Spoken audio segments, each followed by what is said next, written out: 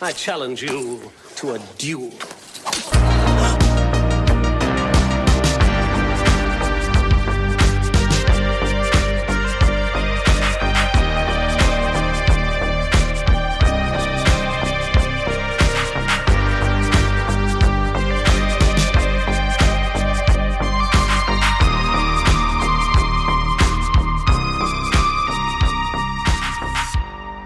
Hello and welcome to the Movie Duel podcast. My name is Peter and I'm your host. On each episode of the Movie Duel podcast, we select a subject based around films, and then myself and one of my co-hosts each pick a film that we think best fits that subject. The only rule being that you can't pick a film that has already been discussed on the podcast. However, we are at the final point of our first ever Mega Duel. So this is where we've chosen a subject, and then each of the four movie duelists and myself pick a film to fit that subject and present those one episode at a time, one film at a time. So we're at the end. This is the last choice. This is Tarquin's choice for the best Steven Spielberg movie. And we've all thoroughly enjoyed doing this series of films. So the concept of the Mega Duel is something that we're going to move forward with in the future. So we're going to do these sort of semi-regularly, some big hitting subjects. So keep an eye out for those coming in the near future. In the meantime, we are putting a poll up over on Twitter with the post for this episode with all five choices. My choice of Jaws, Jamie's choice of Raiders of the Lost Ark, Nicole's choice of Close Encounters of the Third Kind, Vanessa's choice of Jurassic Park, and tonight Tarquin's choice of E.T. So please head on over to the polls over on Twitter. You can also vote over on Spotify as well, or you can contact us via DM at Facebook and Instagram. Just search for the Movie Duel podcast. You can also find us on Twitter at Movie Duel Pod, on Threads at Movie Duel Pod as well.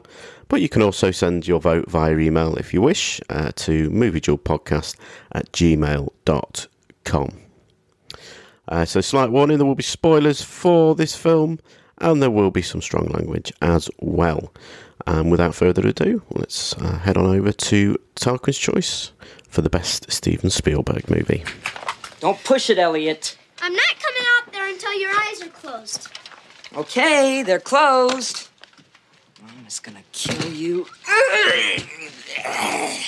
Okay, swear it one more time.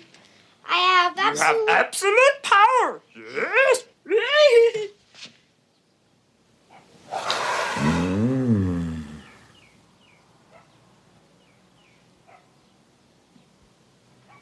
Elliot, look what I made for you.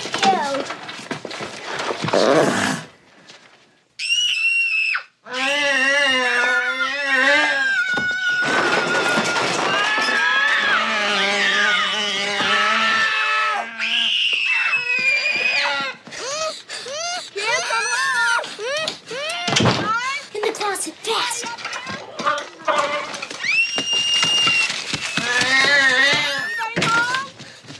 How you feel? What happened in here? Okay, so joining me this time around to discuss his choice for the best Steven Spielberg movie, it's Tarquin. Tarquin, welcome. Hiya. How Back are again. you? All right. Bit warm and sweaty. Been disassembling bookcases all day. Ah, very nice. Very nice. Yeah, so obviously we're here to talk about your choice in this Mega Duel for what you consider to be the best Steven Spielberg movie. But before we get into your choice, Tarquin, what's your relationship like with Spielberg? Are you generally a fan of his films? Yeah, pretty much. I mean, so I was 12 when E.T. came out, and even younger when Raiders came out. So obviously he was enormous. He was like the god at the time, him and George Lucas. And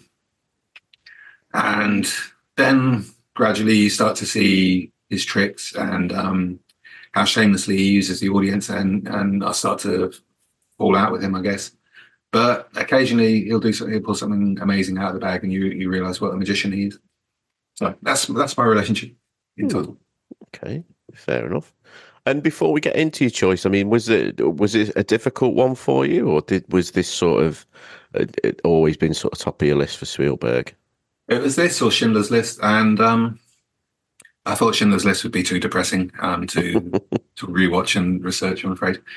But I can stand by E.T. because for what it is, it's amazing.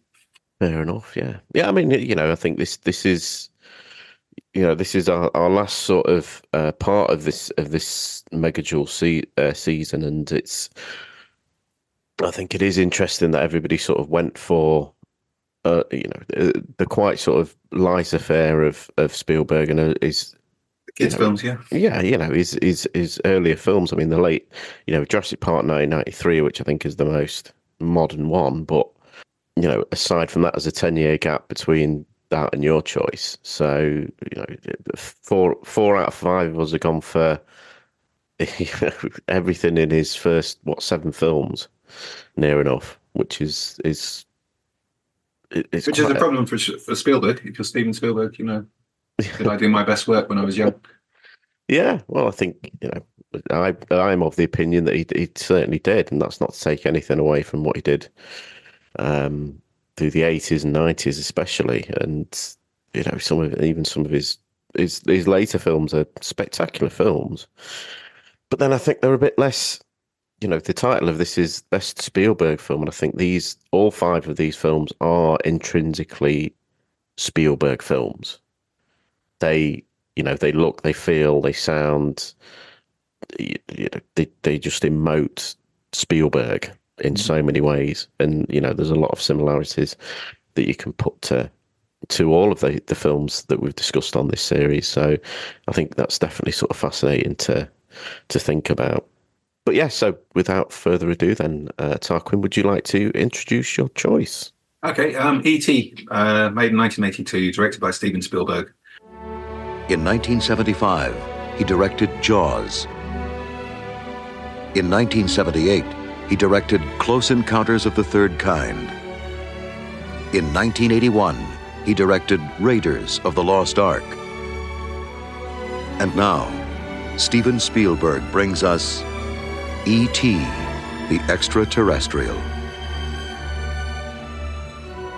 We will witness the arrival, the search, the desertion, the fear, the discovery, the friendship. I'm keeping him. The secret, the love, the warning, the signal, the mystery, the danger,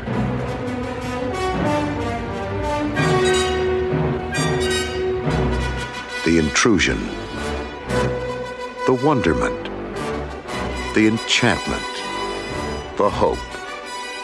The connection has been made. Universal Pictures presents Steven Spielberg's E.T., the Extra Terrestrial.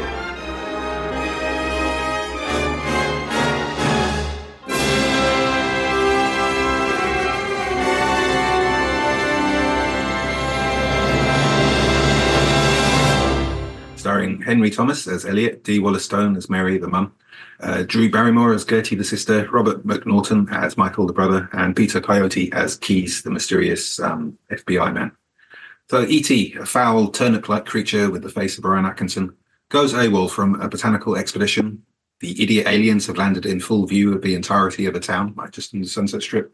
As brave federal agents circle the mothership and perhaps cognizant that this is their big chance, the aliens ditch E.T. and zip off back to Alpha Centauri.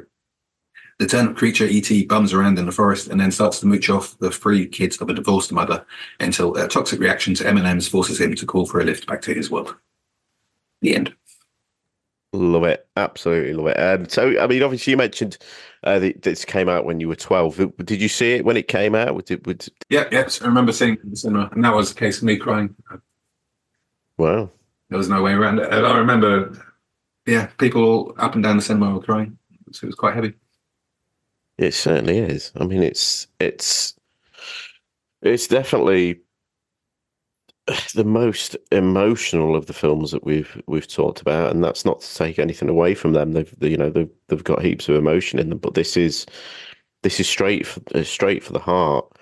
I mean, I can't,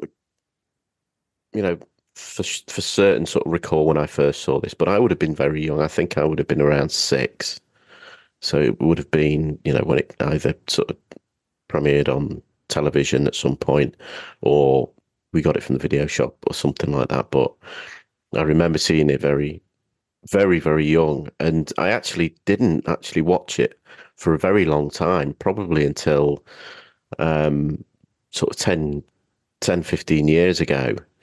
And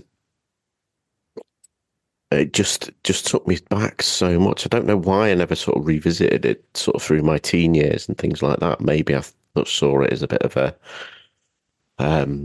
Kids film. yeah, a bit of a silly kids film and stuff. And you don't, I think when you are young, you sort of you do get that emotion, and it does really sort of tug at your heartstrings, even when you're young. And I think as you get older, it tugs at them just as much. Maybe that middle bit for me was just a little bit of an oversight on my emotions, maybe, and just never felt to revisit it. But what is it about E.T.? What's the main sort of reason that you love this film? Well, it's a depiction of a divorced mother bringing up 3 kids. That was, at the time, quite very unusual. So I could relate to her situation. I could relate to Elliot, like being a bit too young and not really fitting in with his brother's older friends, and being part of their world, wanting to be part of the D&D game, and that look of determination that crosses his face when he finally finds someone who can be his friend. When he works out that E.T.'s out there knocking over the bins. Yeah, no, I could definitely relate to that as a lonely kid. Yeah, it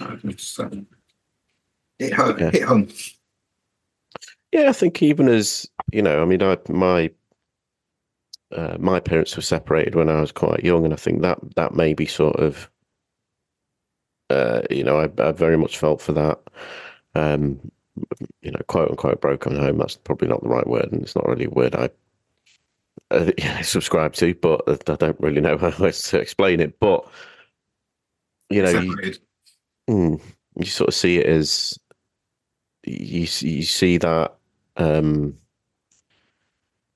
I would have that spending the week at school with my friends and my friends who lived around me and things like that, and spending the weekend at my mum's, where I didn't necessarily have those kind of friends, and that's so that I think I could feel that sort of, I could relate to that sort of loneliness of Elliot at that, in those sort of moments, and his sort of story throughout the film. But I mean, but maybe it's the best time to sort of go through the cast, because I think it is, for a relatively unknown cast. It's an incredible piece of incredible ensemble of people struck in gold this every film. time. There's no weak link, is there? No, exactly. So I mean, we'll start at the top. Henry Thomas, who plays Elliot Taylor. How is he for you? How do you think he stands up in this film? Perfect. I mean, the best child performance ever, really. I think next to Sixth Sense that I've seen.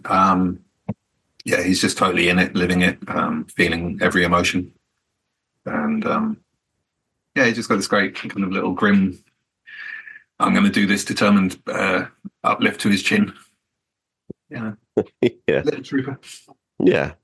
I think it's like you say, it's that interesting sort of thing. And obviously, the father's sort of not in the picture, or he's supposed to be in the picture, but keeps letting the kids down, and Does you with know, this losing woman in Mexico.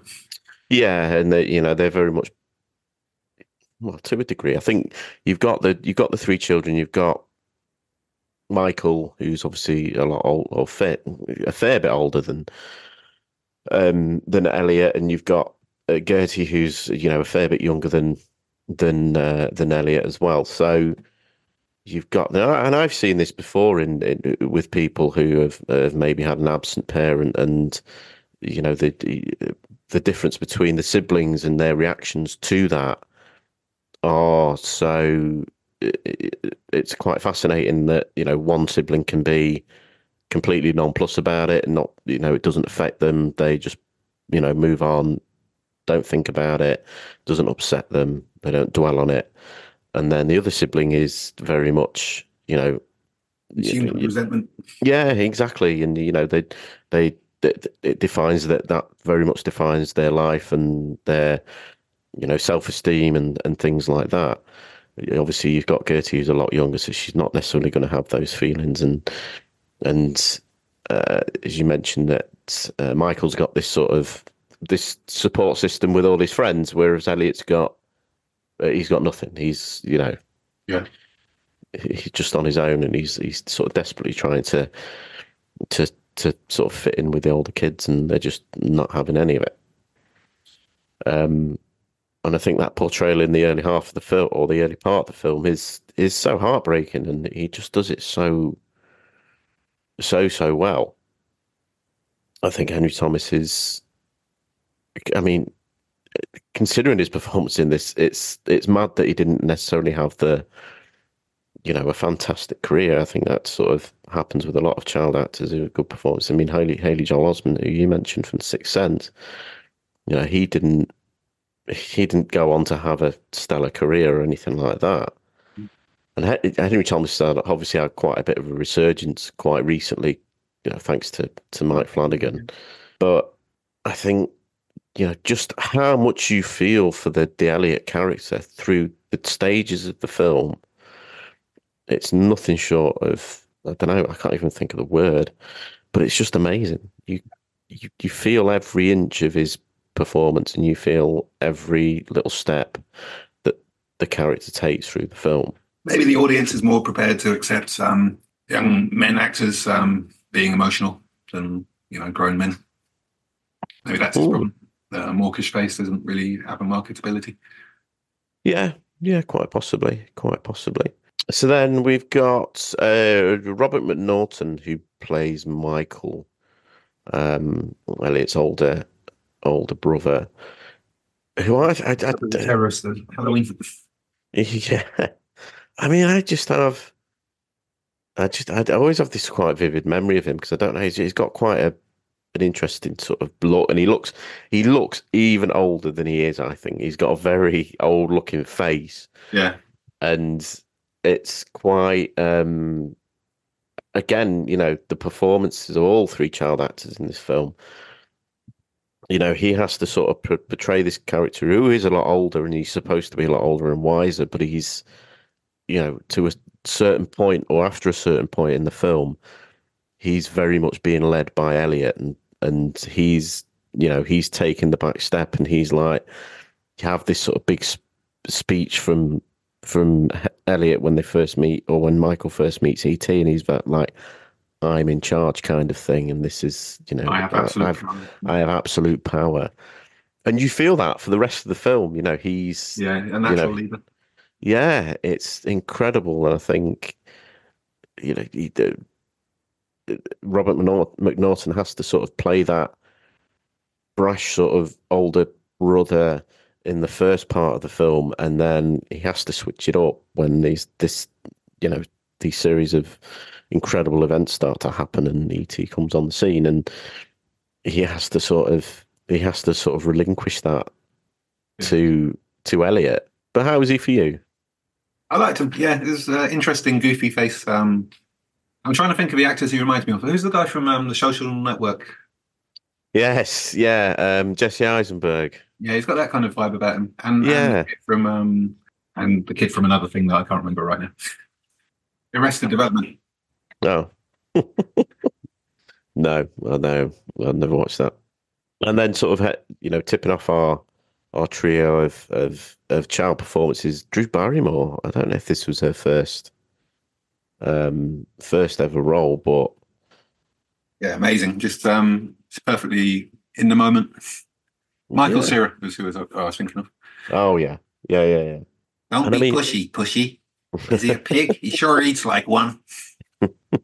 Yeah, she's great. She has all these great lines. it is fantastic though. I mean, it's we've talked about it on this series so far. Is what should be an intrinsically annoying kid performance, and this has it written all over it. It just isn't. She's just so sweet and so lovable and so sassy when she needs to be. Yeah. She's specifically, I think, the moment where she dresses E.T. up as a lady, and Gender shames him. Yeah. and she just absolutely just nails it, and the reaction and this sort of sweetness that she has and innocence of he's a girl now. It's sort of like just so sweet, and she He can talk. I taught him to talk. yeah. He talks now. Oh, God! Elliot. What? Elliot. I taught him how to talk now. He can talk now. Elliot. Look what he brought up here all by himself. Elliot. What's he need this stuff for? Elliot. E.T., can you say that? Can you say E.T.? E.T. E.T. E.T. Be good. Be good. I taught him that too. You should give him his dignity. This is the most ridiculous thing I've ever seen. Phone. Phone? He said phone? He said phone? Can't you understand English? He said phone. Home. You're right. That's E.T.'s home.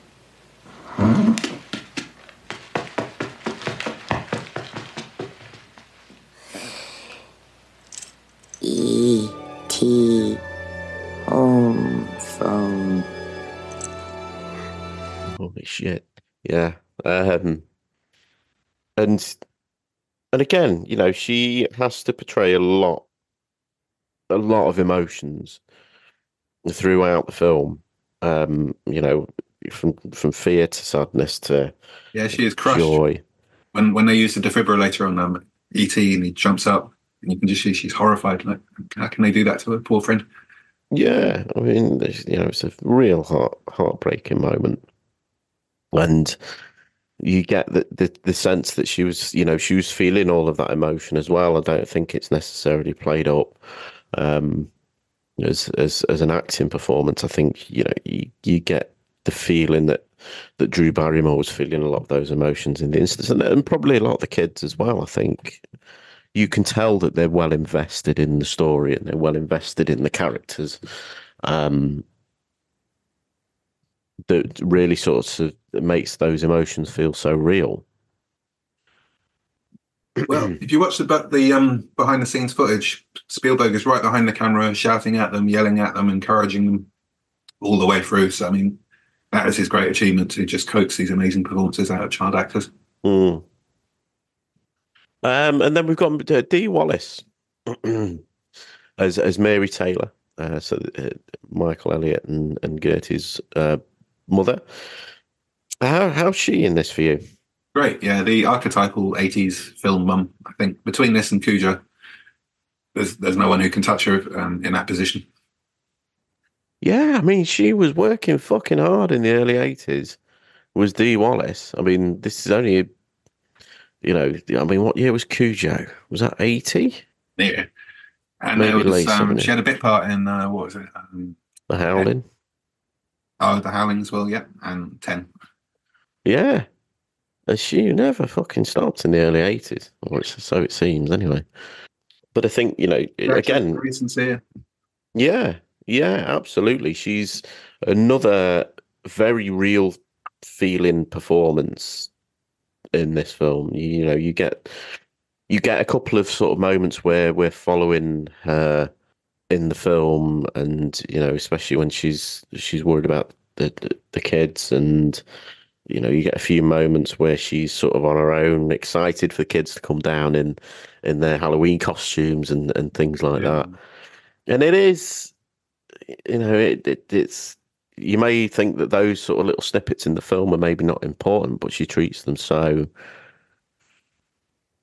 respectfully, and those moments are sort of the building her little character that, you know, could be quite throwaway, I think, in any other story, but you know, that whole dynamic, the whole family dynamic that the four of them have is just so special, and I think it's what makes the film that much more impactful in terms of the emotion, because Absolutely. you feel every inch of this family unit, these four people, and what they've had to go through and how they try and survive it. And you know, she's not trying to dwell on that sadness or the breakup of her marriage or the fact that she's, you know, a single mother and, you know, trying very hard to just raise her children on her own. Every now and then she'll just mutter under her breath, Mexico. Yeah. Yeah. There's a great scene where she comes home from Halloween, and obviously things haven't gone so well at the party, and you know, she's not happy about being on her own, and she's in the costume, and there's all these candles, little bell candles lit around her, and she's putting them out with her wand, and this one persistent candle just won't go out, so she swaps it again and again 3 times, and it finally goes out, and you just see, without anything being said, you see her frustration and her sadness. Yeah. It's brilliant direction. I mean, I suppose the only other sort of person that we spend a bit of time with in the film is Peter Coyote as Keys.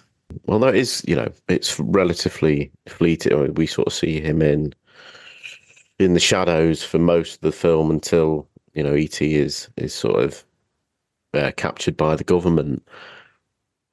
But again, you know, I suppose he's our villain of the piece. He's the shadowy sort of government official, and yet a nice guy. Yeah, I always find that. I mean, that really struck me on this last rewatch was how, you know, how threatening he comes across in you know, the vast majority of the film. You know, he's shot from behind. We don't see his face necessarily. I don't think you see any adult besides Mary, besides the mum, until Keys walks into the house in the spacesuit. Yeah, that's the first. No, that's right. Yeah, I think it is. Yeah. Features are all shot down from the waist and things. Yeah, so he is, you know, he's built to be a wrong-un from the very start of the film. Yeah, the keys, you just see his keys. Because I think he is actually the first human that we see, if I remember rightly. Okay. I could be wrong. But yeah, and then, you know, we get to that sort of finale piece where he sort of he breaks, you know, he sort of comes around in the end to what's going on and Elliot's relationship with E.T. But I think it's maybe not, you know, I mean, in any other film, it'd be nice to see that character maybe drawn out a little bit more, but I think if you do that, then you're wasting a lot of time for the early part of the film, I suppose. Because you don't necessarily get invested in his redemption, I suppose, or his redemption in our eyes of, you know, him sort of coming around and becoming a nice guy in the end, kind of thing. Possibly getting together with Mary. Yeah. I mean, that's sort of that you get that feeling, don't you, for definite. But whether that's just the Hollywood sort of expectation, maybe, of, you know, that kind of happy ending. Interesting actor. He's in the 2 last shitty Return of the Living Dead films.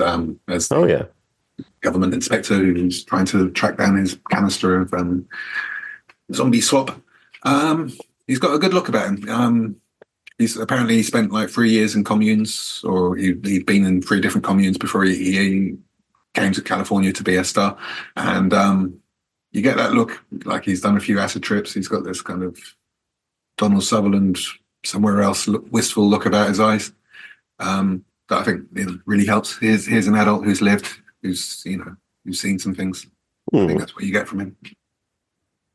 Yeah, for definite. Yeah, I think he makes the most of that character, even though it's very minimal in the grand scheme of the film, especially in terms of any kind of character development. But he makes a lot of it. You feel his presence in the film, for definite. Yeah. And then the danger. Yeah, absolutely.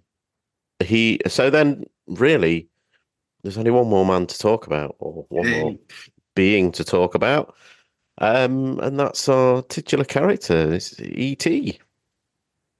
I mean, do you want to take the lead on this one? What are your thoughts on E.T. as a character? So an incredible puppet. Even now, like centuries later, it still looks like someone has seriously thought about what an alien would look like and come up with something better than what I can imagine personally. So, it's still an impressive creature. Some of the bladder work, you see the eyebrow bladders moving underneath the foam latex, and so maybe that doesn't stand up. But there's so many clever touches to the creation, like they used an old lady's voice and mixed it in with animal noises. He's got this beautiful, breathy, wandering voice. I think it's a great character. Yeah, and I mean, this was all the behind the scenes stuff and the mechanisms and everything were Carlo Rambaldi as well, weren't they? And very famous vis effects artist, puppeteer. I don't really know what his title is, but he worked on Alien and Close Encounters of the Third Kind, which we discussed as well. He did the only good thing in King Kong, which was The Mask. Oh yeah, 76 King Kong. Oh yeah. Oh well, okay. But I think it's all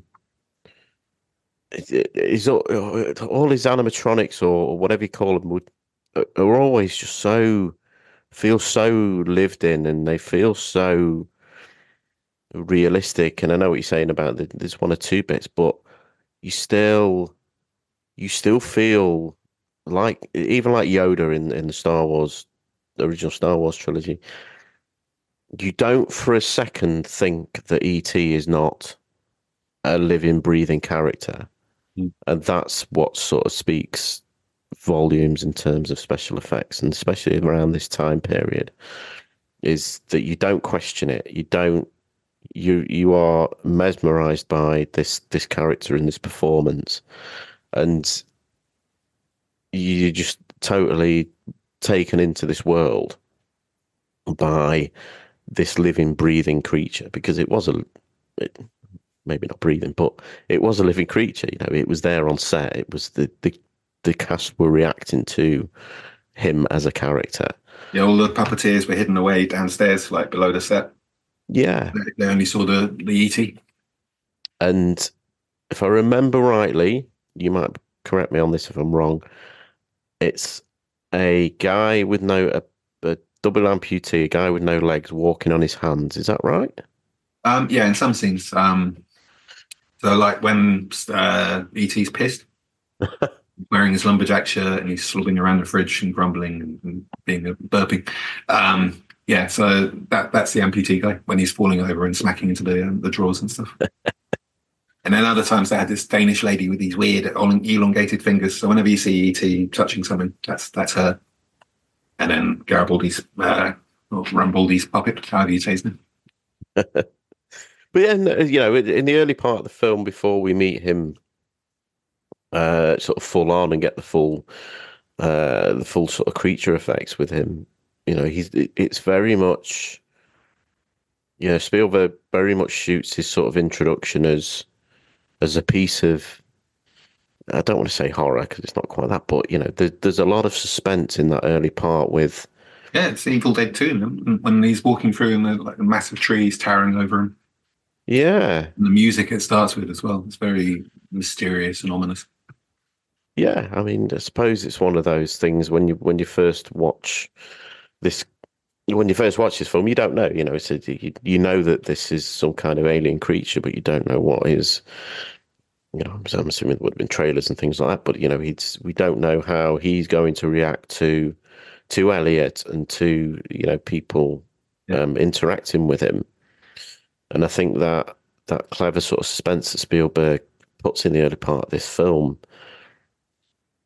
again, coupled with the performance of Henry Thomas, you were so in that moment and you're feeling that kind of anticipation and that sort of slight dread that Elliot's feeling in the moment. And you get this sort of, that just quickly sort of moves to this sort of, I think they describe it in one of the documentaries about he's like a dog, E.T.'s like a inquisitive sort of dog, and he's just sort of going around and sniffing things, and he wants to get his nose in everything, and he's just so curious about everything in Elliot's room. But then at the same time, Elliot's he just wants to show him everything, and he wants to teach him about the earth kind of thing. And it's a really super sweet moment that just... That was improvised, apparently. Elliot showing him around his room and all his Star Wars toys and things. Yeah. And that weird goldfish torturing device. I think they are genuinely sort of sweet moments. All of that early part, when he pulls the sickie from school and yeah, thermometer in the lamp. We all did that, didn't we? I don't know. I don't remember us having a thermometer when I was younger.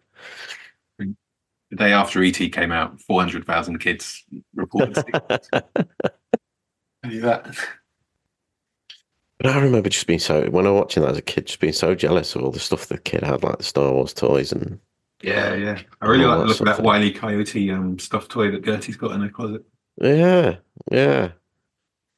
But I had that fat, not the geranium at the end. Yeah.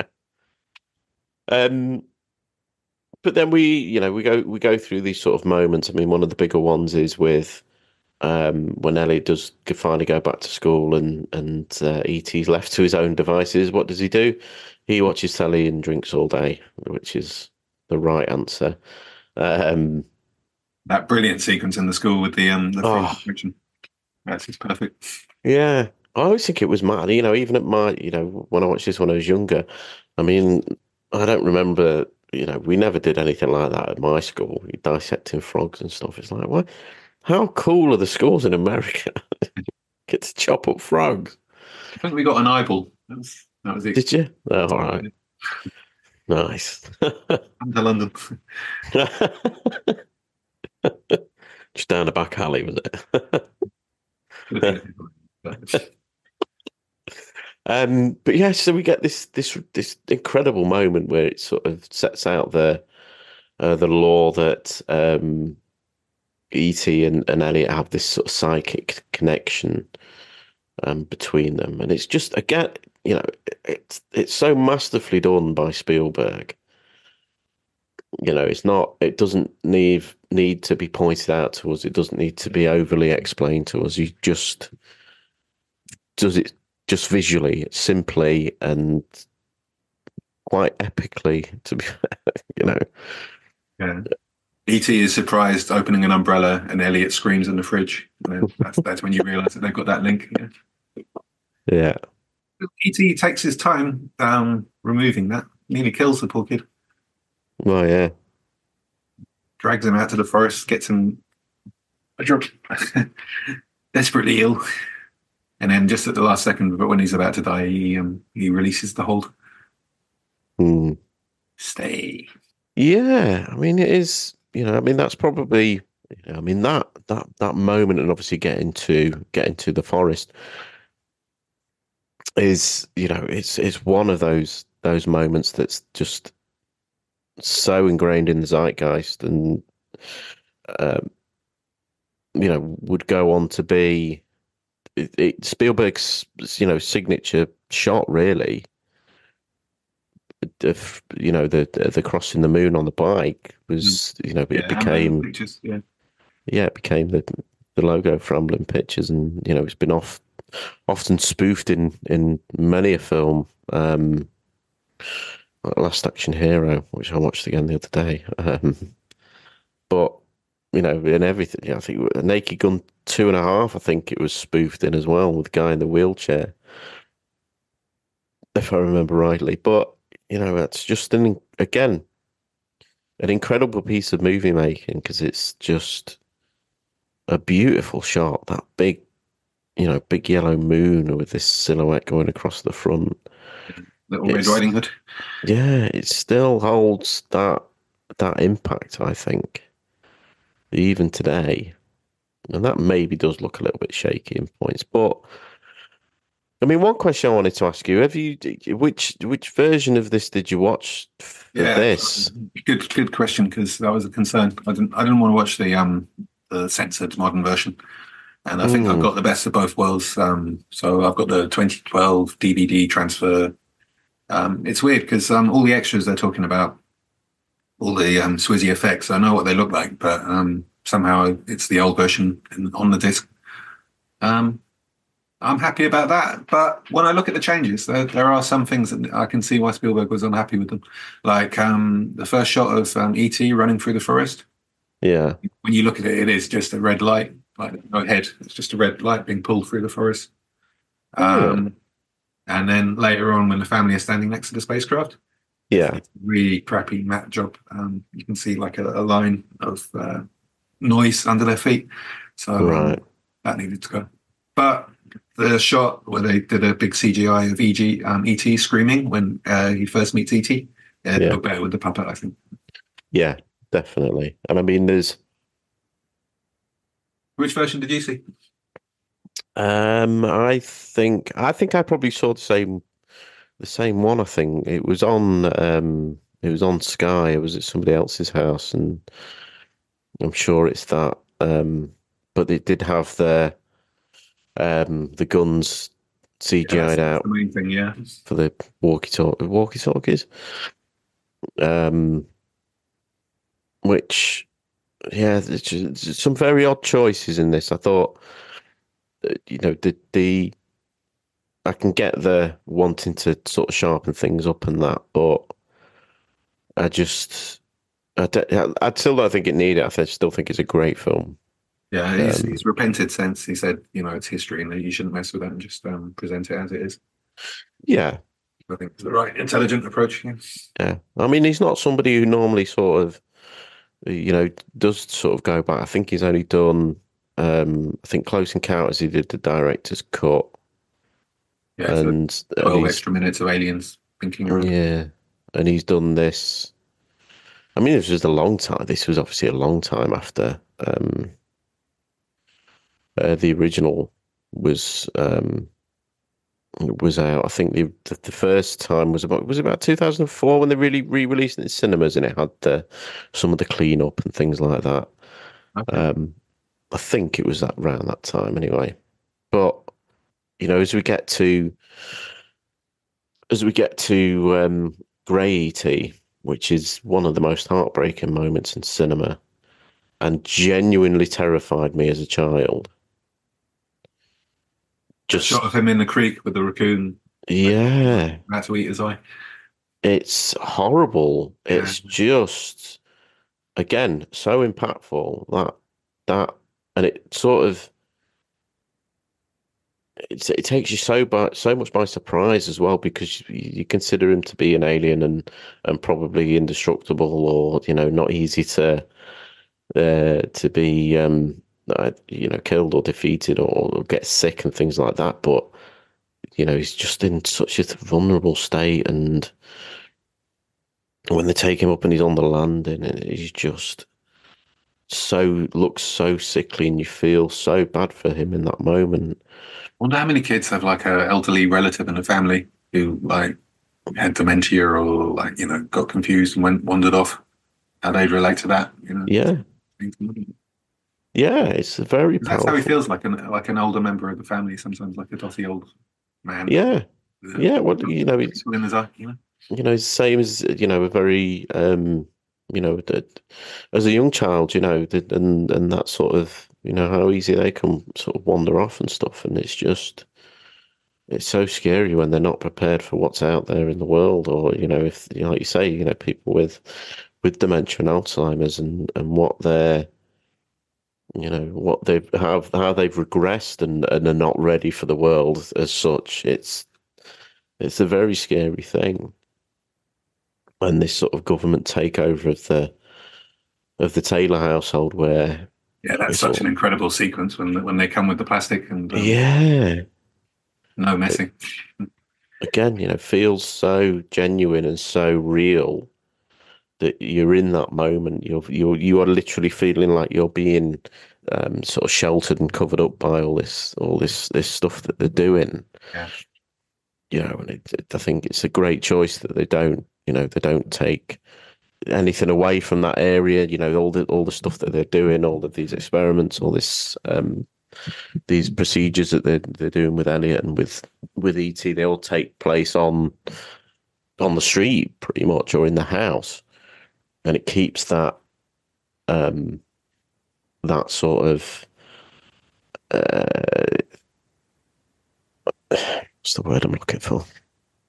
It keeps all of it in the home, basically. It keeps that horror and that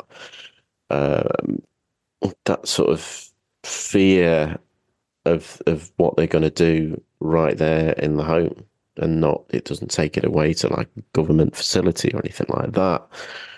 It's all taking place where where we've got to know these people. Thing where the family are reacting to the astronauts, like the spacemen walking into their house. Yeah. Recoiling in horror one way, and then there they are coming in through the next doorway, and then they run backwards, and then they're coming out of the window.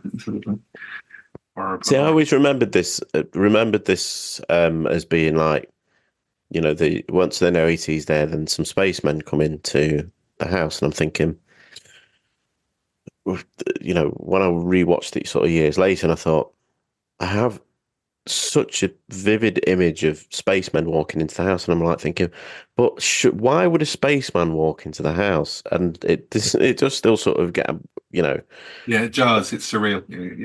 Yeah. It's maybe sort of a bit of an odd choice, but it's very again very impactful. And then we get the sort of they'd probably be wearing like more boring kind of hazcam suits with like the just the clear plastic translucent hood thing rather. Yeah. Spacesuit looks better. And then we get the next sort of real tear jerking moment of the film. E.T. dies,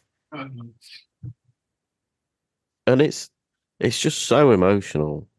I mean, I seem to remember crying at this when I would have been 6, 7 at least when I first watched this. I remember being this upsetting me at that point that E.T. had died. And watching it as a 40-year-old now, it probably makes me cry even more. Yeah. And I think that's a testament to Henry Thomas's performance and obviously Spielberg's direction of that, because you feel every inch of what Henry Thomas is feeling and what Elliot's feeling. Yeah, he's furious, isn't he? He's like, he came to me. Yeah. Just leave him alone. I'll look after him. He'll be all right. You're murdering him. You're killing him. You're hurting him. That's what he says, yeah. It was a great choice to have real doctors. They're all his Spielberg's friends, apparently. All came in, like those 7 doctors and nurses. Yeah. That really adds to the reality of the scene. And we get, we get this beautiful shot of Gertie, and I think it's Gertie and Michael remember right, who are in another room, but they know it's happening because the flowers are dying. Kind of, yeah. Gertie comes in separately, and Elliot tells Michael, and Michael jumps up and whacks his head on the ceiling. It's a nice touch. Yeah, he sort of resurrects, and it's like, again, kudos to Henry Thomas. He has, in that moment, he has to pretend to be crying but be full of joy at the same time, and just it's pitch perfect. It's absolutely pitch perfect. That sort of reaction of I'm not even, well, I can't do that justice at all, but it's an incredible performance, and he just he just nails it. That is a perfect reaction to what is happening. And then we get these sort of high stakes where they, him and Michael, hijack the van that's got him in. It's got E.T. in to make their escape, and the second big sort of bike scene, and it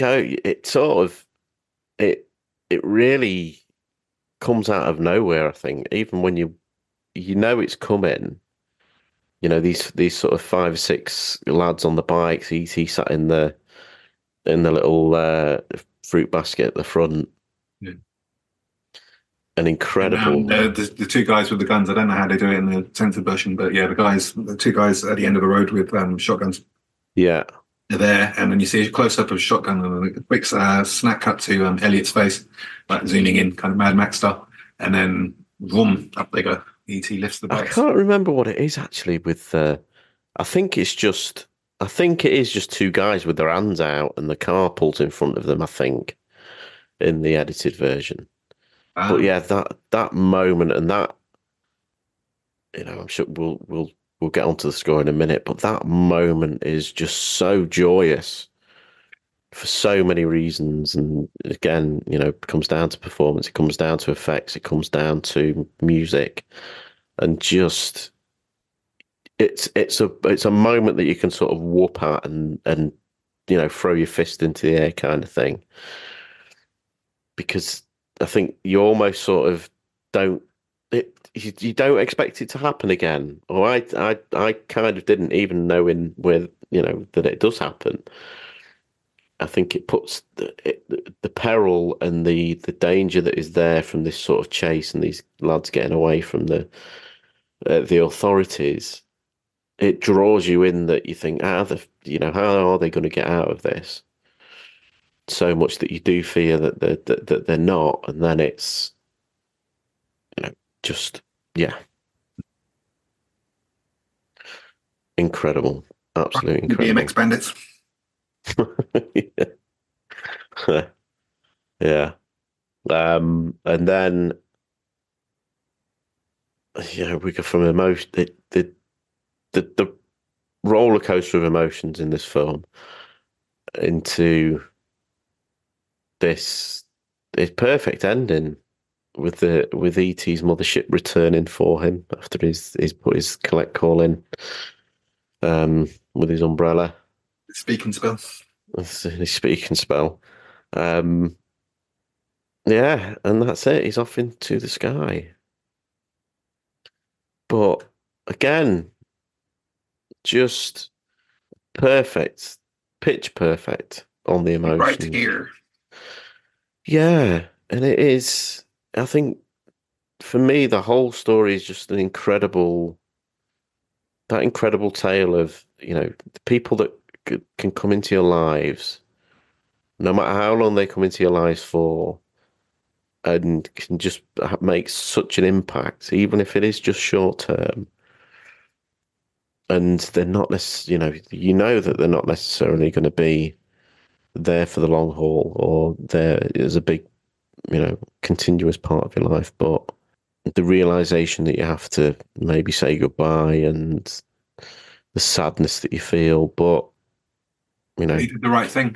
He yeah, he wasn't selfish. He helped E.T. get home. Yeah, That was the right thing to do.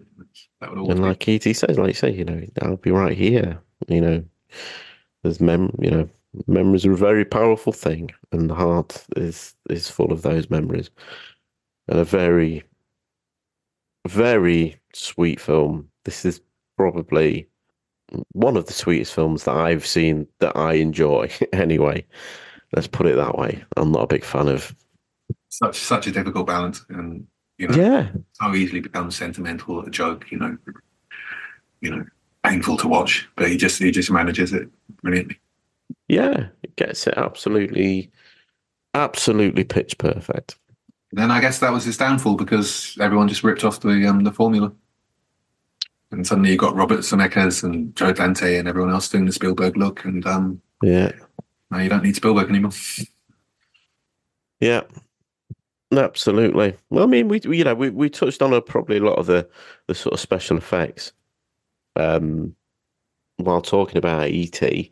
as a character. But I mean, we've obviously got some big sort of pieces with the spaceships that sort of bookend um, the film. I mean, how did you find them? I mean, obviously compared to something like Close Encounters, where Spielberg's had that bit of experience of what he's looking for. Do you think these sort of special effects with the spacecraft look good or still, or Well, interesting. So you got these kind of translucent glass jelly mushrooms. Mhm. You've got this sentient cacti peyote thing. Seems to be saying, "Oh wow." Um, yeah, it's an interesting ship. Probably not as amazing as the Close Encounters ship. Um, there aren't enough spaceship shots in films, I feel.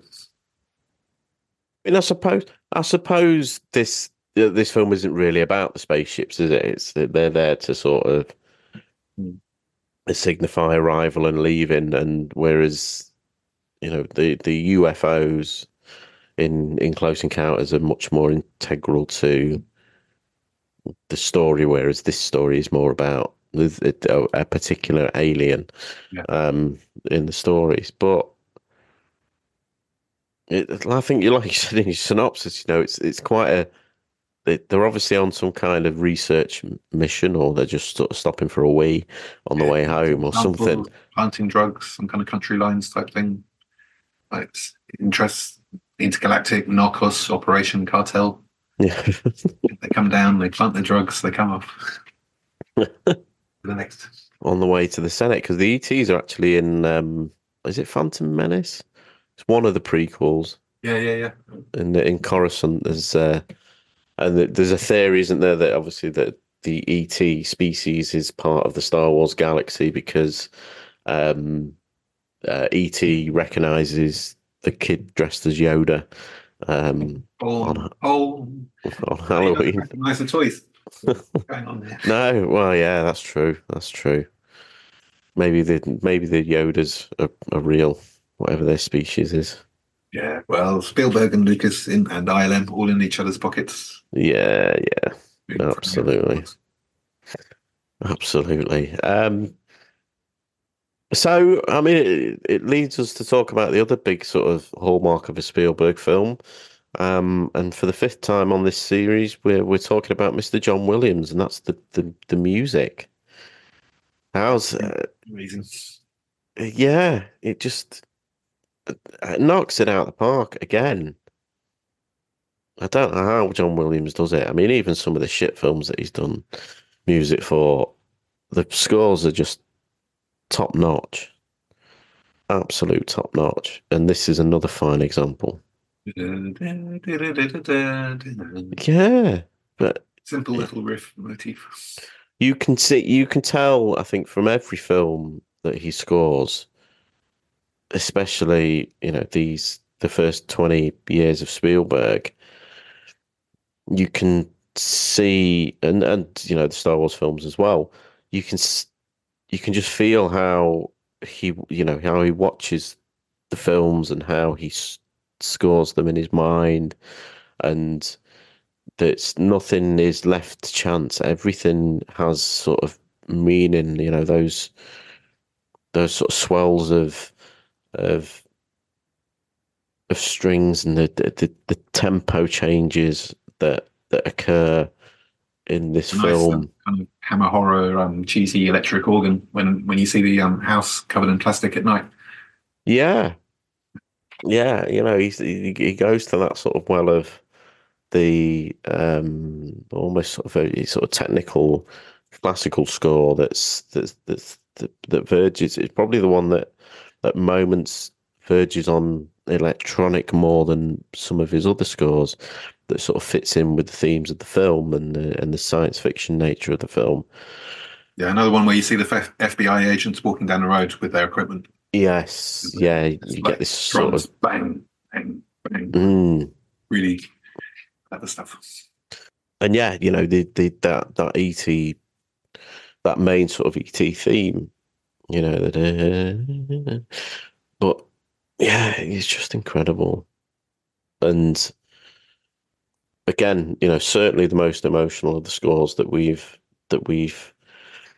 discussed on this series. Those sections that are designed to pull at the heartstrings do that in spades. But well, he is just a genius. John Williams is a bona fide genius, and I don't think anybody will ever match the ingenuity. I think of not necessarily ingenuity, but I think the being able to feel the emotion coming from a screen and putting that across in music. I think that's really the crux of why John Williams is great.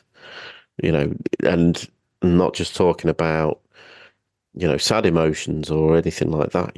That sort of anxiety and fear and joy and any emotion that you can think of. He can just nail it with music, and it's just unbelievable how good he can be with those. He's not bad. But maybe to touch on some of the sort of the hallmarks of Spielberg that we see in this film. I mean, obviously we've got a broken family, which is relatively common in Spielberg, and obviously sort of harkens back to his own life experiences coming from his parents being divorced and things like that. I mean, this is probably the the mum most is clearly based on his mother. this is the most on the nose out of any of them. But I think, as we touched on earlier, I think that that suspense in the early part of the film, I think I mentioned in the Close Encounters episode with Nicole, he doesn't show a great deal in the early part of that film, in terms of the UFOs and things. They're shrouded in light and things like that. And I questioned in that whether or not that was maybe a conscious choice from Spielberg because of his experience with Jaws, that was sort of forced upon him, not being able to show things as early on as he would have liked to have done. But here I think it's much more of a conscious choice to sort of bring that little bit of fear and horror maybe to the story. I mean, it's not overly sort of horror adjacent or horrific or anything like that, but it's that. I think it's Spielberg wanting to play with that, and I think he likes to make people on edge, and that even though it's a lot sweeter story than a good chunk of his other films, and certainly things like Raiders and Jaws in the early part of his career, I still think he wanted to play with those emotions early on, knowing that this would maybe play to a younger audience where even that sort of playful fear that he sets in not seeing ET and introducing him sort of gradually, I think he plays up to that a little bit. He made a conscious decision to change his working method on this one. So before, he'd always been Mr. Storyboard. He always had the storyboards like worked out well in advance and things, and he was famous for his work ethic. But here, he said, right, no storyboards. I'm just going to go in look at each scene as it's being filmed, film it in order, and find the emotion in each scene as we go. And it obviously really worked for him. And I think that's a method that he continued on going forward. Mm. Yeah, you can feel it, and I think that's probably a strong point for the child actors as well, isn't it? You know, that getting their head round, the chance to concentrate, and yeah. Well, that's it. You're going along with. If you go in with the story in order, then you go in. Those emotions are building, and they're coming to a crescendo, I suppose, with the development in the story, and that's a lot easier, I guess, for children to relate to, and that's maybe why we do get so much emotion from the kids in this film. Yeah. Certainly would make sense. So, is there anything else you want to talk about in terms of E.T., Tarquin? Okay, well, I've got to shout out. So, when they're in the van, yeah, and there's two agents hanging on for dear life in the plastic tunnel on the back. Yeah. And it gradually unhooks all the things. And then the tunnel goes flying off and the two guys go spiraling down the road. And I noticed one of the guys says, that did it. I just thought, what has that guy's day been like? But this is only the culmination of all the annoying things that happen to him. That's it. I'm writing my notice. Yeah. Bested by a kid. That did it. And also, that was a great moment where Harvey almost takes a brave step for Dogkind and runs up the ramp to the spacecraft. Yes, yeah. Like halfway up, and fuck it. What did he see? To really fucking do top Elliot's day. He's lost his best friend and his fucking dog. Oh, what an ending that would have been if the door just went up. Still got the uranium. Fuck.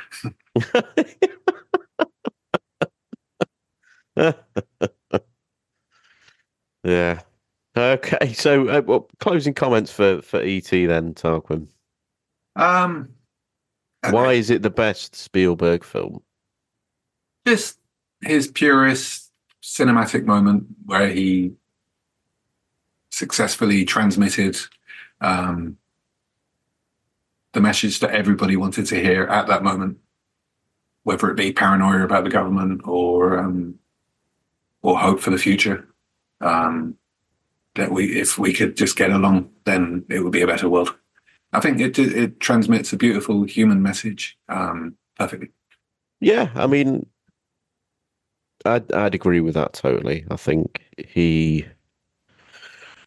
this is such a simple story, but it's done with so much love and ingenuity, really, in terms of using an alien and using these fantastical elements and these science fiction elements to it. It tells such a vivid, emotional story, and I don't think I've used the word emotional quite as much as I have during this episode in my entire life. But it just does, and that's again not just down to feeling sad or feeling or crying or anything like that. The moments you feel during this film are just incredible. It takes you so many different places, and I think it's a very important film for any child to see, because I think it's a very important message about people, friends, and people that you love. Can be vulnerable to things. They can come and go in your life, and some of those people are not always going to be there. And I think, although it doesn't necessarily deal with death or anything like that, I think it's that whole message at the end of the film of "I'll be right here" is just so beautiful, and can be read in so many different ways that I think for anybody who is growing up and becoming aware of the way the world works, it's such an important film without being detrimental to your psyche, basically. How did your daughter take to it, may I ask? She really enjoyed E.T. We did sort of we ended up watching, I think, the sort of last the last three quarters of the film came up somewhere a few months back, and we ended up watching it. And I don't think she got emotional from what I remember, but she was very much the other end of the thing. So, you know, when he came back and when the bikes shot off into the air and stuff like that, she's a very joyous child, and she very much enjoys those moments, and she will physically react to that and like, yes, you know, she doesn't necessarily get upset at films at the moment. But then I didn't at her age. I think she takes very much after me. I didn't get overly upset when I watched E.T., but I remember moments that sort of made me feel, I suppose, but it not necessarily a blubbering wreck. Okay, well, that fills me with hope that another generation enjoys it. Yeah, absolutely.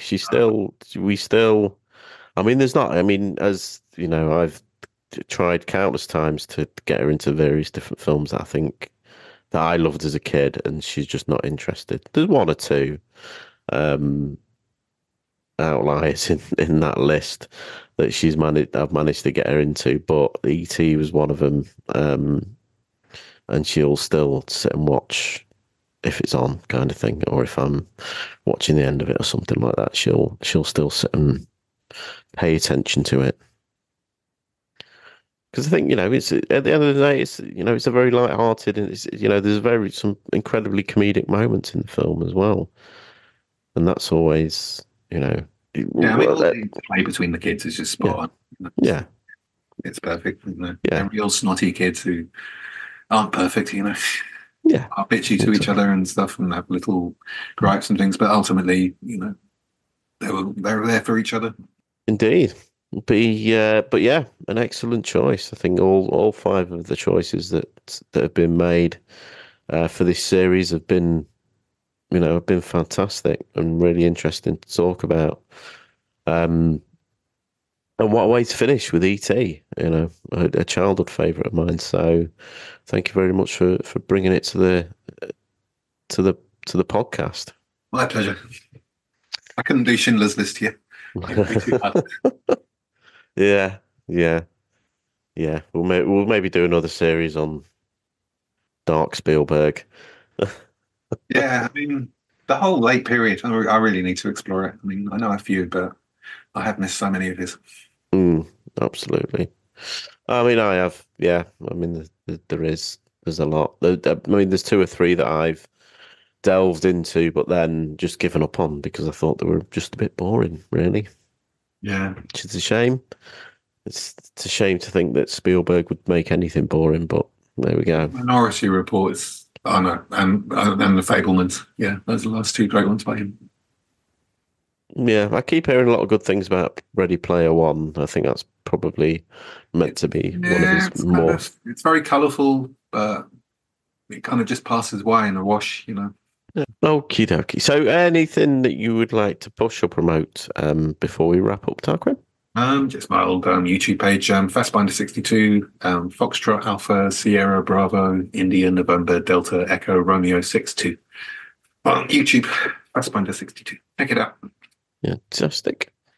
And that's it. That's so it just leaves me to say goodbye, and it leaves Tarquin to say maybe it was a pervert or a deformed kid or something. Okay.